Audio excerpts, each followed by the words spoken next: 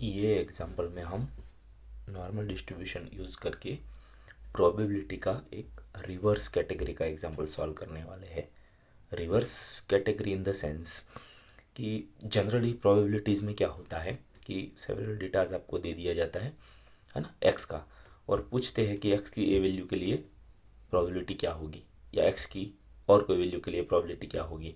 अब reverse category में word इसलिए यूज़ कर रहा हूँ कि यहाँ आपको प्रोबेबिलिटी दे देंगे और बोलेंगे कि एक्स की वैल्यू क्या हो सकती है या मीन क्या हो सकता है या एच डी क्या हो सकता है। ठीक है, सो इसलिए रिवर्स कैटेगरी बोल रहा हूँ, है ना। तो प्रोबेबिलिटी दे दी है और वेरिएबल आपको फाइंड करने के लिए बोला है। तो ऐसी कैपेसिटी या सुपर पावर जस्ट एक ही डिस्ट्रीब्यूशन के पास है और वो है स्टैंडर्ड नॉर्मल या नॉर्मल डिस्ट्रीब्यूशन के पास, है ना। क्योंकि नॉर्मल डिस्ट्रीब्यूशन में ऑलरेडी प्रोबेबिलिटीज़ का पूरा टेबल है ना।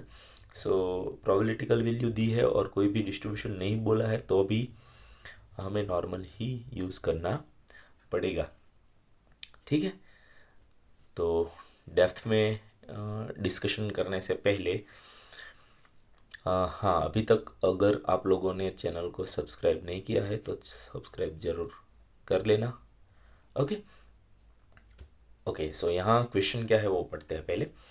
Of a large group of a man, ठीक है, तो थोड़े बहुत ग्रुप है लोगों का, स्पेशली मैन प्रेफर कर रहे हैं ना।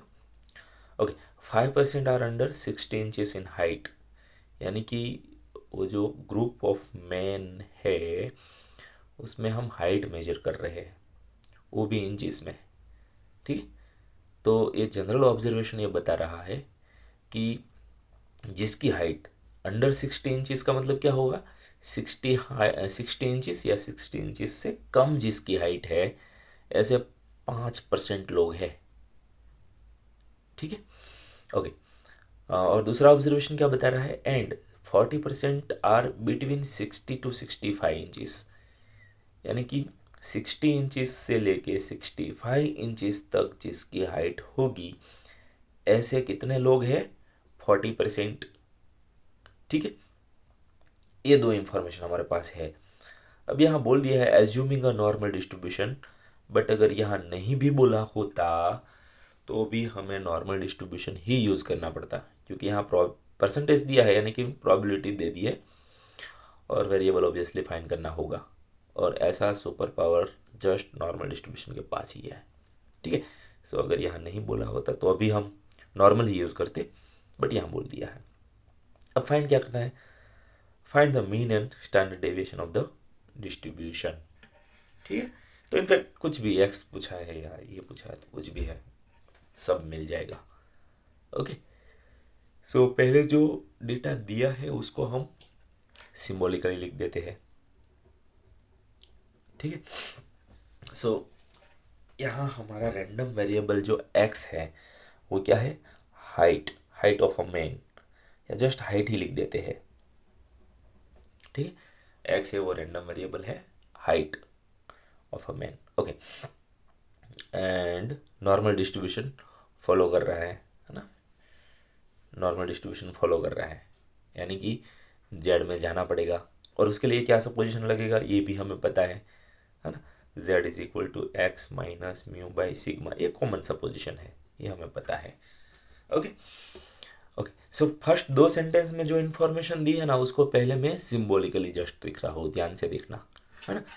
सो पहले सेंटेंस में क्या दिया है, 5%, 5% का मतलब हमारे पास वो प्रोबेबिलिटी दी है। ठीक है, सो प्रोबेबिलिटी दी है 5%, और उसको अगर प्रोबेबिलिटी में कन्वर्ट करना है तो डिवाइडेड बाय 100 कर देंगे, यानी कि 0.05। आई थिंक ये तो क्लियर होगा। बट ये किसका डेटा है, जिसकी हाइट अंडर 60 इंचेस है, यानी कि 60 इंचेस या 60 इंचेस से कम। So probability of X, X हमारी हाइट है, वो लेस देन और इक्वल टू 60, समझ रहे हो आप। 60 इंचेस से अंडर 16 लिखा है ना, अंडर 60 इंचेस यानी कि 60 या 60 से कम, बिलो 60 इंचेस। और हमें पता है क्योंकि ये कंटिन्यूस रैंडम वेरिएबल है, सो आप यहाँ इक्वल टू करो या ना करो कोई फर्क नहीं पड़ेगा, आंसर तो वही मिलेगा। क्लियर, तो एक एक सेंटेंस ये दिया है। दूसरा सेंटेंस क्या दिया है वो भी मैं यहाँ साइड में लिख देता हूँ।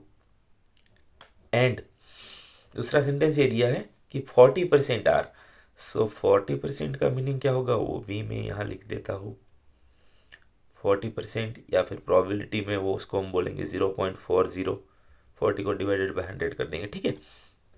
बट यस, ये डेटा किसके लिए है? Between the Heights between 60 to 65 inches. So probability of 60 less than x less than 65, जिसकी हाइट 60 इंचेस से ज़्यादा होगी और 65 इंचेस से कम होगी, ये दोनों के बीच बिटवीन जितने भी पर्सनस है, लोग हैं, उसका चांसेस है 40%, ठीक है। और अगेन यहाँ इक्वल टू लिखो या ना लिखो, डजेंट मैटर, ठीक है। सो आई होप कि ये जो दो प्रोबेबिलिटिकल डेटा दिया है उसको सिंबॉलिकली हम ऐसे लिख सकते हैं, वो क्लियर होगा, ठीक है। हाँ, और अगर क्लियर फिर भी नहीं हो रहा है तो आप कमेंट बॉक्स में ज़रूर डाल दीजिए। ओके ओके, अब हमें वो डिस्ट्रीब्यूशन टेबल में जाना है, तो जब तक यहाँ एक्स है वो टेबल में हम नहीं जा सकते, है ना। टेबल में एंट्री लेनी है तो सबसे पहले हमें ये दोनों चीज़ कन्वर्ट करनी पड़ेगी और जाना पड़ेगा जेड में यूजिंग दिस सपोजिशन, है ना। ये सपोजिशन यूज़ करके हम जेड में अगर चले जाते हैं उसके बाद टेबल में एंट्री ले सकते हैं, है ना। ओके, सो मैं पैरेलल कैलकुलेशन कर रहा हूँ, बहुत ध्यान से देखना, ठीक है। सो इस साइड में इसका सिंप्लीफिकेशन कर रहा हूँ। सो यहाँ x minus mu by sigma करना पड़ेगा, ठीक है, और दोनों साइड प्रोसेस करनी पड़ेगी। सो मैं लिख रहा हूँ probability of x minus mu by sigma less और equal to 60 minus mu by sigma, और इसका आंसर मेरे पास है 0.05। एंड सेकेंड इक्वेशन जो मेरे पास है वो है probability of 60 minus mu by sigma less than और equal to x minus mu by sigma less than और equal to 65 minus mu by sigma, और इसका आंसर हमारे पास है 0.40। यस और नो? ये स्टेप क्लियर होगा, और क्यों ऐसा कर रहे हैं ये भी क्लियर होना चाहिए, हाँ, क्योंकि हमारे पास x है, टेबल में अगर जाना है तो z होना चाहिए, स्टैंडर्ड नॉर्मल वेरिएबल होना चाहिए, है ना। सो ये सपोजिशन यूज़ करके हम z में जा रहे हैं, यानी कि अब हम z में पहुंच चुके हैं, ठीक है। तो मैं थोड़ा उसको इजी फॉर्मेट लगे इसलिए सपोज कर लेता हूँ, है ना। सो x minus mu by sigma, इसको तो हम z लिख सकते हैं। सो ये है हमारा z। यहाँ है 60 माइनस म्यू बाई सिग्मा, उसको हम z नहीं लिख सकते, हाँ, क्योंकि ये कोई फिक्स वैल्यू होगी, ठीक है। तो मान लेते हैं मैं उसको z1 नाम दे देता हूँ, चलो, पता नहीं क्या होगा, जो भी होगा z1, बट याद रहे z1 का मतलब कोई फिक्स वैल्यू है, ओके। उसका आंसर है 0.05।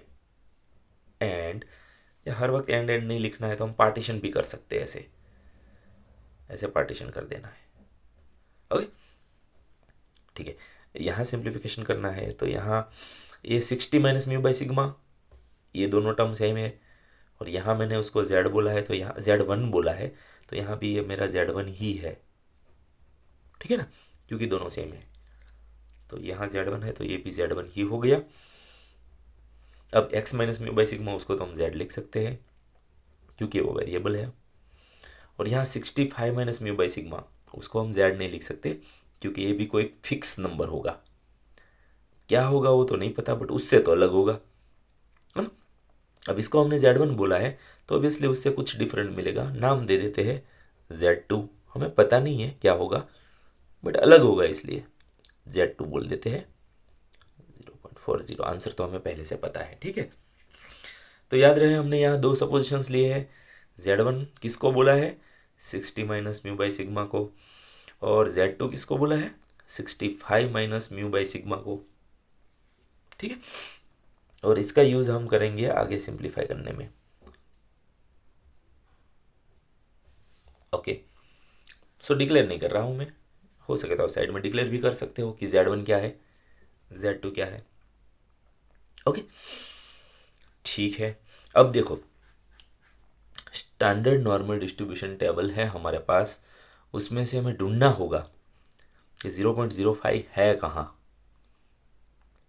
है ना।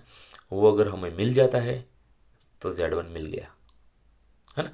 क्योंकि Z<Z1 का मीनिंग ही यही होता है कि Z1 के लेफ्ट साइड का पूरा डेटा, है ना।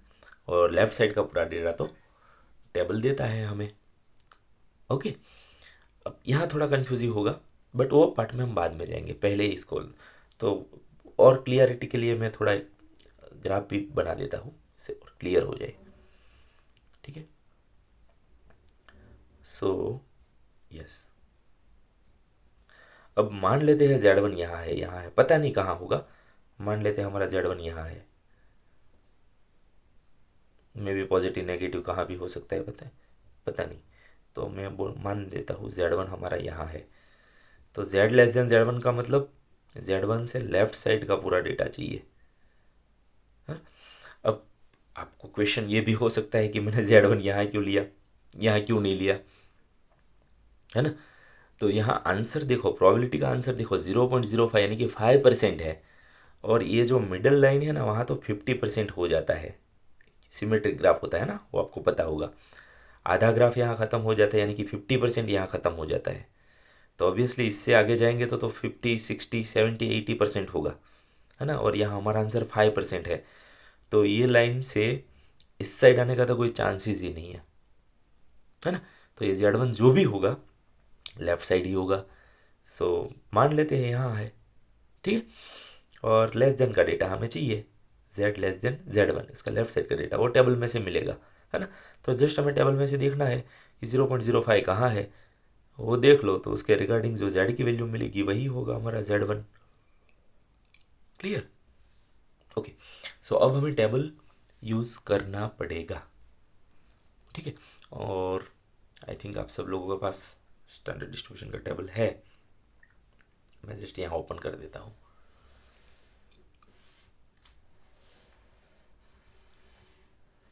ओके, हाँ, याद रहे हमें क्या ढूंढना है, 0.05, हाँ। ओके, सो टेबल को मैं थोड़ा जूम कर देता हूँ, 0.05 यहाँ नज़र आ रहा है ना, ये सारा कॉलम, ये पूरी रो में 0.05 नज़र आ रहा है, बट एग्जैक्ट डेटा नहीं है। 0.05 के बाद 4, फिर आगे जाएंगे तो 0.05 के बाद 3, तो उससे भी नियर बाई ये है ना। यहाँ 54 है, यहाँ 53 है, तो ये ज़्यादा नज़दीक है। आगे देखते हैं, ये 0.52 वो तो और नज़दीक हो गया, 0.51 और नज़दीक हो गया, 0.50 और नज़दीक हो गया,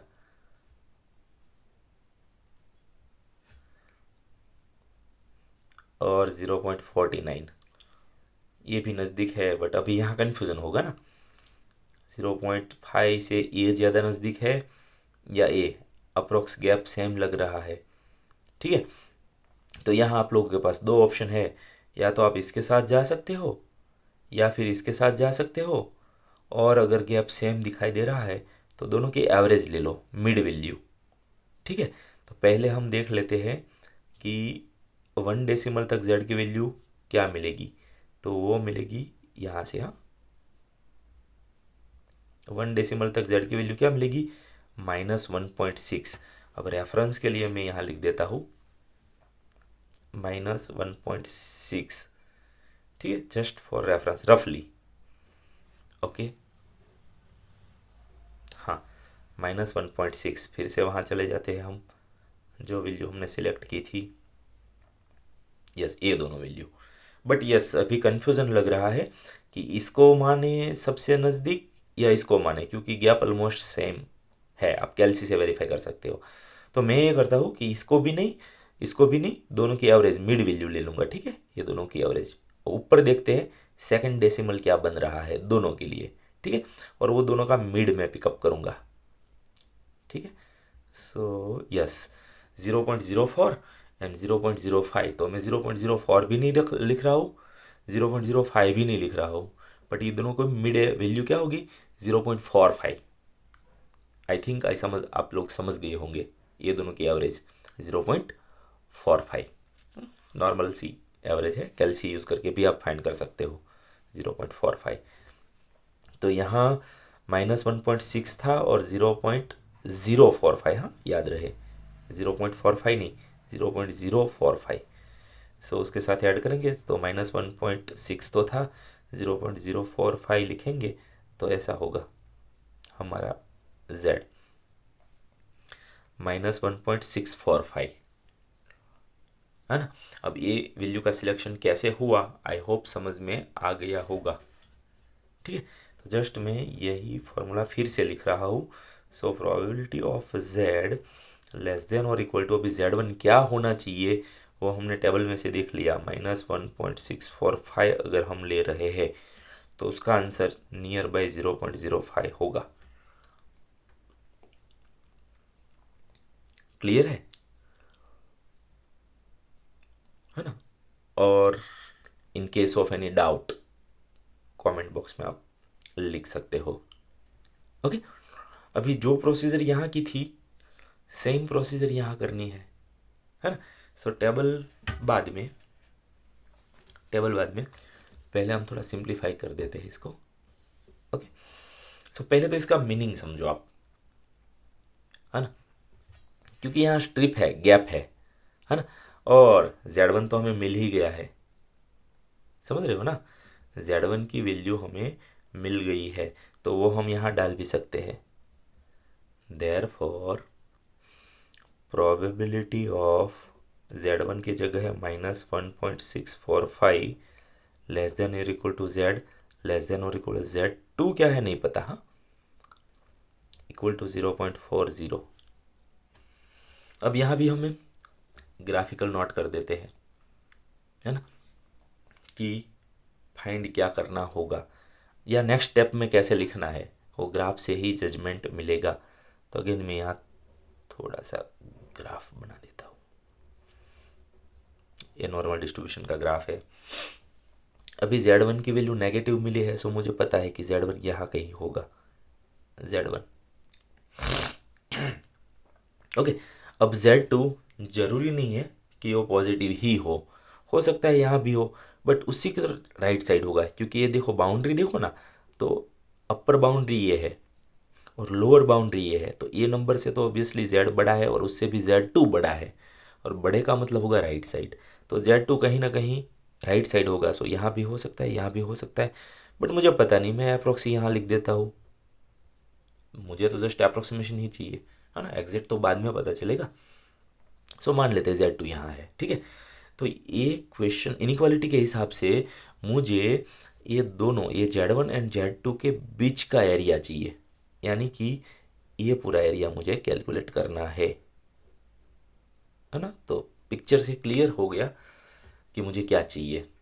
अब ऐसी फैसिलिटी तो टेबल में नहीं है ना, टेबल तो जस्ट हमें लेफ्ट साइड का डेटा देगा। तो नेक्स्ट स्टेप कैसे डिज़ाइन होगा बहुत ध्यान से देखना, है ना। ये पिक्चर से ये जो लाइनिंग वाला एरिया है उसको कैसे लिखूंगा वो ध्यान से देखना।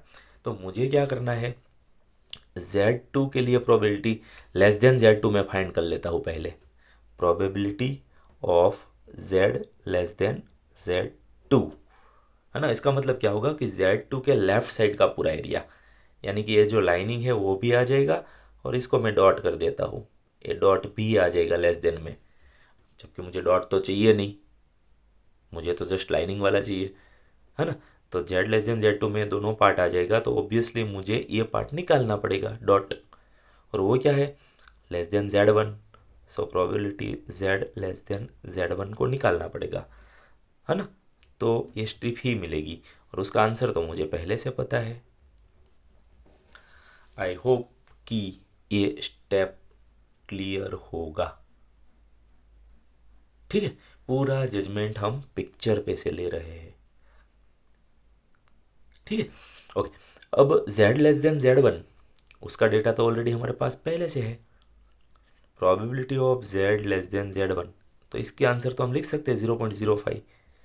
सो अब हमारे पास क्या होगा, z less then z2 minus इसका आंसर है 0.05। हाँ,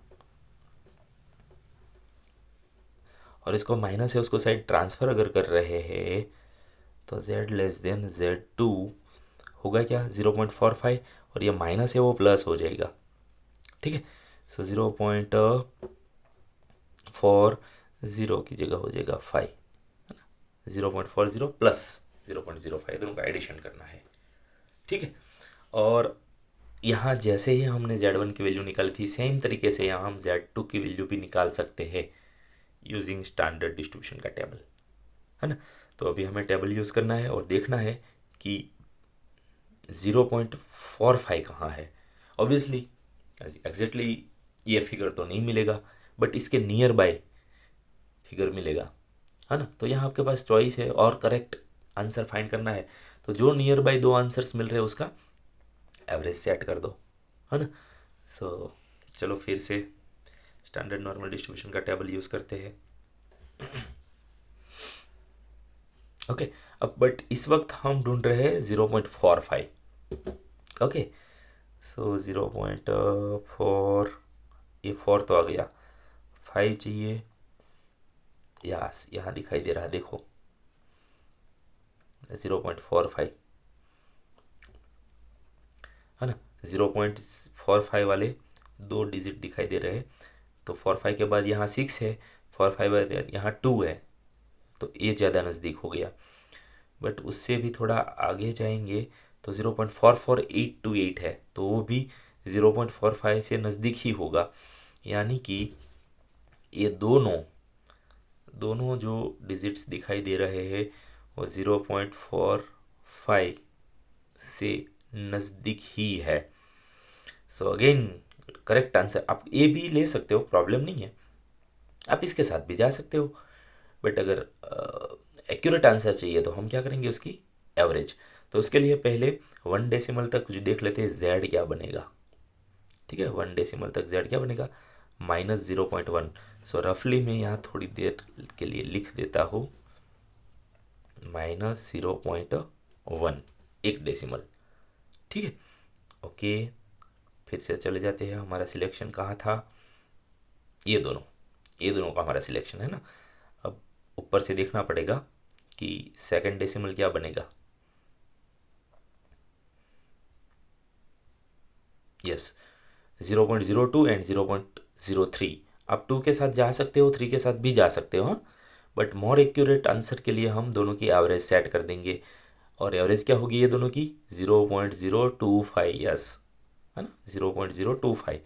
तो 0.025 इसमें ऐड करो तो हमारा जो डिजिट बनेगा वो होगा -0.125।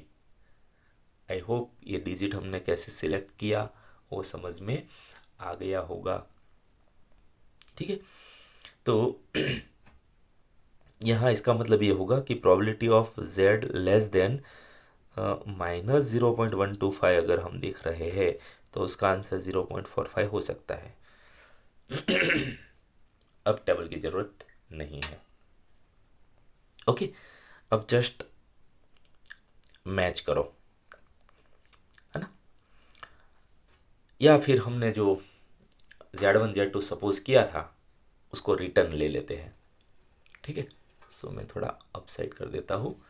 ओके, तो यहाँ से मुझे इतना पता चला कि मेरा जो z1 था, है ना, z1 था वो क्या मैंने सपोज किया था, 60 minus mu by sigma, z1 मैंने इसको बोला था, है ना।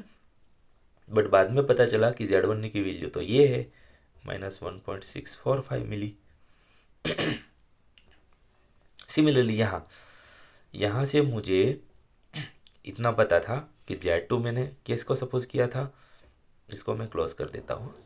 ओके, z2 मैंने किसको सपोज किया था, 65 माइनस म्यू बाई सिग्मा को, और बाद में पता चला कि z2 की वैल्यू तो ये है, z2 की वैल्यू क्या है, -0.125।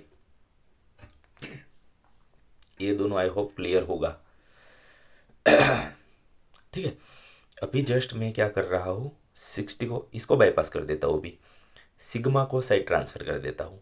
सो मेरे पास इक्वेशन क्या बनेगा, 60 minus mu equal to -1.645 into sigma. अब सिग्मा एंड 6 ना लगे, हाँ, अदरवाइज ये प्रॉब्लम हो जाएगा। सो राइटिंग में डिफरेंस दिखना चाहिए 6 एंड सिग्मा के बीच में। ओके, और यहाँ भी सेम अगर हम अप्लाई करें तो 65 माइनस म्यू इक्वल टू -0.125 तो सिग्मा लिख सकते हैं। डिनोमीटर में से न्यूमेटर में चला जाएगा। तो अभी ये है हमारा इक्वेशन नंबर 1, ये है हमारा इक्वेशन नंबर 2। अब दो इक्वेशन है, दो अननोन्स है, म्यू एंड सिग्मा, आराम से हम कैलकुलेट कर सकते हैं। ठीक है, यस। सो नॉर्मल से एडिशन या सब्ट्रैक्शन कर दो। तो मैं क्या कर रहा हूँ, इसको साइड ट्रांसफर करके इसके साथ लिख रहा हूँ, है ना। 1 में से 2 को सब्ट्रैक्ट कर रहे हैं। सो सेकेंड इक्वेशन जो है उसको मैं यहाँ लिख रहा हूँ, 65 minus mu equal to -0.125 times sigma. अब सब्ट्रैक्शन करेंगे क्योंकि यहाँ साइन सेम है, सो सेम साइन है तो अपोज करना पड़ेगा, तो प्लस, ये हो गया माइनस और ये माइनस है तो प्लस। सो ऑब्वियसली अब सब समेशन करेंगे तो ये minus mu plus mu cancel हो जाएगा, और ये 60 माइनस 65 करेंगे तो -5 आएगा, हाँ, इस साइड। और यहाँ कैल्सी यूज़ करना पड़ेगा, है ना। सो इसमें से ये माइनस है, ये प्लस है, तो आंसर नेगेटिव आएगा, और वो होगा, आप कैल्सी यूज़ कर सकते हो, -1.52 टाइम्स सिग्मा होगा। ओके, और अब दोनों साइड से नेगेटिव साइन हटा दो, और ये 1.52 को साइड ट्रांसफ़र करो। सो 5 डिवाइडेड बाई 1.52 करो तो आपको मिलेगा सिग्मा, और वो होगा 3.2894। मैंने कैल्सी यूज़ करके डेटा कैलकुलेट कर लिया है।